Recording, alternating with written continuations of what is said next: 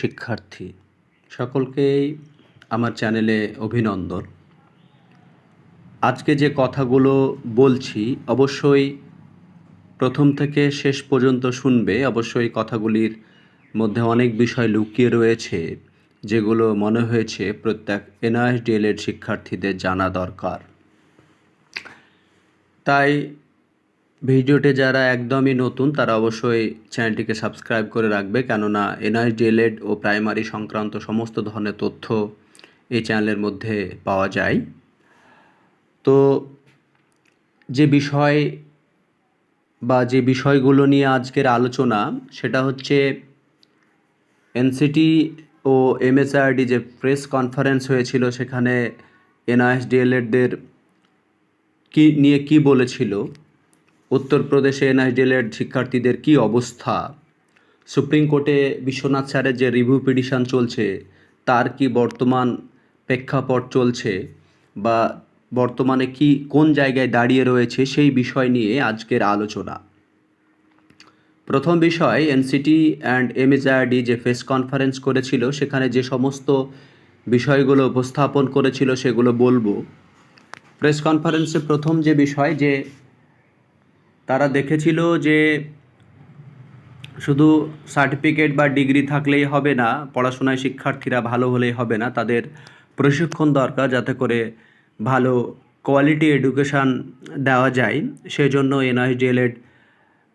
NIS থেকে NIS D.El.Ed করানো শিক্ষার্থীদের, যে সমস্ত শিক্ষার্থীরা ইন সার্ভিস যুক্ত রয়েছে, প্রথম বলা হলেও পরবর্তীতে যে সমস্ত স্কুলগুলো এসআই অফিসে রেজিস্টার রয়েছে সেখান থেকে এসআই অফিস দ্বারা বলা হয় যে আপনাদের যে সমস্ত টিচারের নাম এসআই অফিসে রয়েছে তারাকে অবশ্যই এনআইএস থেকে আপনার যে ইউএসডি কোড রয়েছে সেই কোডে আপনারা ভর্তি হয়ে আপনাদের টিচারগুলোকে এনআইএস থেকে ডিএলএড করিয়ে নিন।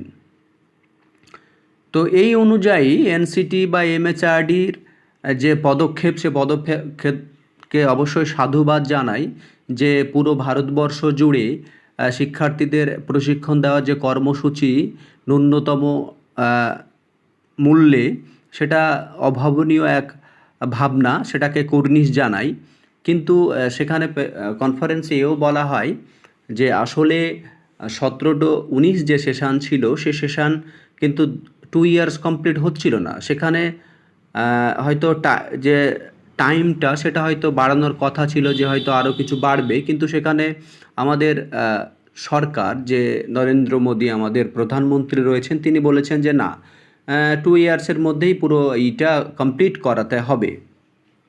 এটা আমরা প্রেস কনফারেন্সে দেখেছি। প্রেস কনফারেন্সের ভিডিও যদি দেখে থাকো তাহলে ব্যাপারটা আরও বুঝতে পারবে, যে সেখানে তারা জিকির করেছে, তারা নাম নিয়েছে যে নরেন্দ্র মোদী আমাদের যে প্রধানমন্ত্রী, তিনিই বলেছেন যে এই সময়ের মধ্যে পুরো কোর্সটাকে কমপ্লিট করাতে হবে। যত যাবতীয় যা দরকার যাবতীয় কর্মসূচি রয়েছে সেগুলো পালন করতে হবে। সে অফলাইন হোক অনলাইন মোডে হোক, তাদের সমস্ত কোর্সটাকে কমপ্লিট করাতে হবে। এই বিষয়গুলো উপস্থাপন করেছিল। তাহলে আমাদের বিষয় হচ্ছে যে সরকার এই যে কর্মসূচি গ্রহণ করলো, কিন্তু সরকার আজ কেন উদাসীন? আজকে এই এনসিটি এমএচআরডি কেন উদাসীন? মানে এই সেই 15 × 6 লাখ 6,000 করে টাকা করে তাতে কিছু পরিমাণ খরচ করে সমস্ত টাকাটা আত্মসাৎ হয়ে গেছে, এখন তাদের নিয়ে কোনো ভাবনা নেই। এটা একটা ব্যাপার। 6-12 হাজার লেগেছিল, আরও তো আনুষঙ্গিক ট্রান্সপোর্ট এগুলো তো খরচ রয়েছেই। এই খরচের মূল্য কে দেবে? সরকার কেন শিক্ষার্থীদের ব্যাপারে উদাসীন? কেন শিক্ষার্থীরা আজকে ভুগছে? কেন রাস্তায় ধর্ণা দিচ্ছে? কেন আন্দোলন মিছিল গড়ে তুলছে? এর জন্য কি দায়ী সরকার নয়? এই বিষয়টা আমাদের কিন্তু ভাবতে হবে। সরকার চাইলেই মুহূর্তের মধ্যে এনআইএসকে ভ্যালিড করতে পারে, কিন্তু সরকার এই ব্যাপারে উদাসীন কেন? আসলে কি আমাদের স্টুডেন্ট পাওয়ার একদমই কমে গেছে? এটা নিয়ে আমাদের ভাবতে হবে। 2 নাম্বার যে বিষয় রয়েছে, উত্তরপ্রদেশ এনআইএস ডিএলএড শিক্ষার্থীদের আপডেট, আমরা এর আগে ভিডিওতে বলেছিলাম। সেখানেও কিন্তু সেই সুপ্রিম কোর্টের রায়কেই ধরে রেখেছে, যে সুপ্রিম কোর্টের রায় বহাল রেখেই কিন্তু বলেছে যে টাইমের মধ্যে যে এদের দেখা যাচ্ছে রাখা যাবে। বাকি যেগুলো 18 মান্থ রয়েছে সেগুলোর ক্ষেত্রে আপাতত সুপ্রিম কোর্টের যে কেস সেটাই বহাল থাকছে।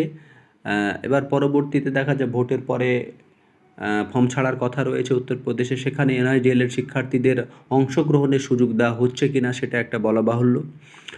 আসামে যেভাবে সুযোগ দেওয়া হয়েছে বাকিগুলোতে সুযোগ দিচ্ছে কিনা এই ব্যাপারটা রয়েছে। তারপর 3 নাম্বার বিষয় হচ্ছে, 3 নাম্বার বিষয়টা বর্তমান যে প্রেক্ষাপট চলছে এনআইডিএলের যে সময় চলছে সেখানে কেস বলতে গেলে কলকাতা হাইকোর্টে দুটো কেস, একটা বিশ্বনাথ স্যারের, একটা হচ্ছে কৌশিকদার কেস, আর সুপ্রিম কোর্টে যে রিভিউ পিটিশন রয়েছে সেই যে কেস রয়েছে রিভিউ পিটিশনে সেখানে বিশ্বনাথ স্যারের কেসটা রয়েছে। এবার এই কেসে সুপ্রিম কোর্টে কেস করা একটা তো ব্যাপার রয়েছেই, টাকা পয়সা এগুলোর ব্যাপার রয়েছে। যে সমস্ত অ্যাডভোকেটগুলো রয়েছে তারা যথেষ্ট পারিশ্রমিক নেয়, এর জন্য কোর্টের যে ডিবেট হয়ে আছে সেটা তুলতে হবে এই জায়গাটায় গিয়ে হয়ে উঠছে না, এর জন্য কেস লিস্টেড হচ্ছে না এবং দেখা যাচ্ছে কেসের যে প্রক্রিয়াগুলো সেগুলো সামনের দিকে যাচ্ছে না। তবে আমি এনআইডিএলের শিক্ষার্থীদের রিকোয়েস্ট করব যে এতদিন এনআইএসডিএলের শিক্ষার্থীরা ঐক্যবদ্ধভাবে একসাথে তাদের কর্মসূচি চালিয়ে গেছে, আমার মনে হয় এখনও সেই কর্মসূচিকে অব্যাহত রেখে পরস্পর কাঁধে কাঁধ মিলিয়ে সামনের দিকে এগিয়ে যাওয়া ভালো এবং আরেকটু চেষ্টা করা ভালো আমার মনে হয়। এ বিষয়গুলো রয়েছে, কারণ আমরা জানি যে সরকার চাইলেই সব কিছু করতে পারে, কারণ আমরা চোখ খোলা রেখেই সব কিছু দেখতে পাচ্ছি যে কিভাবে অযোগ্যরা যোগ্য হয়ে আছে, কিভাবে পুরো প্যানেল বাতিল হতে গিয়ে প্যানেল দাঁড়িয়ে যাচ্ছে। এই যে বিষয়গুলো রয়েছে, আমরা চাই যে যোগ্যরা চাকরি পাক, যারা পড়াশোনা করছে অবশ্যই চাকরি পাক, কিন্তু যারা টাকা দিয়ে বিলাসিতায় থেকে চাকরি পাচ্ছে তাদের উপযুক্ত শাস্তি হোক, উপযুক্ত ব্যবস্থা হোক। সেই বঙ্কিমচন্দ্র একটা কথা বলেছিল যে আইন সে তো টাকা দিয়ে, বড়লোকদের টাকা দিয়ে বানানো একটা নিয়ম মাত্র, এ চেঞ্জ হতেই পারে। তো দেখা যাক, সর্বোপরি আমাদের আইনের ওপরই ভরসা, তারা কি করছে, এনসিটি এমএসআরডি আমাদের জন্য কি ভাবছে। সকলের জন্য, সকলেই ভালো থেকো।